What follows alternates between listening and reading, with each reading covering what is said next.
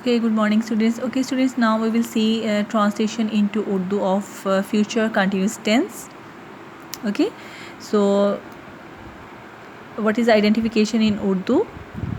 So in Urdu sentences there comes रहा होगा, रही होगी, रहे होंगे, रही होगी वगैरह. ठीक है, in the end of the Urdu sentences.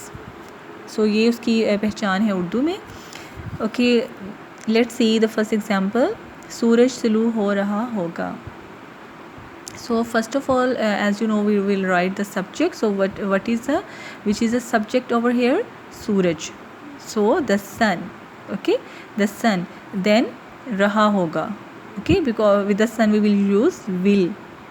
So the sun will be, and then tulu को क्या कहते हैं इंग्लिश में? Rise. So we will add ing because we have to make the present participle tense. So the sun will be rising. Okay, it's simple positive sentence. Next, माली पौधों को पानी दे रहा होगा. Students, here also first of all we will write the subject over here, which is the subject, this one. So what is the English of Mali? The gardener. The gardener will be. Then we will write the, after the subject what we will write? We will write the auxiliary verb. Okay, so the gardener will be, because the gardener is he, so with he, she only we will use shall with I and we. Okay, and so the gardener will be, पानी दे रहा होगा. What is the verb over here? Watering. The object is plant, पौधों को, the plant. Next one is बच्चे नहीं रो रहे होंगे. Now this is the negative of future continuous tense. हमें कैसे पता चलेगा बेटा यहाँ पे कि future continuous tense है? Because we will see the last रहा होगा, रहे होंगे, रहा होगा, etc. Okay, these are the identification of present of your continuous tense. So बच्चे नहीं रो रहे होंगे, children. बच्चों को क्या कहते हैं? Children. ठीक है, अगर एक बच्चा होता, बच्चा नहीं रो रहा होगा, then we have to write child. But now this is the plural.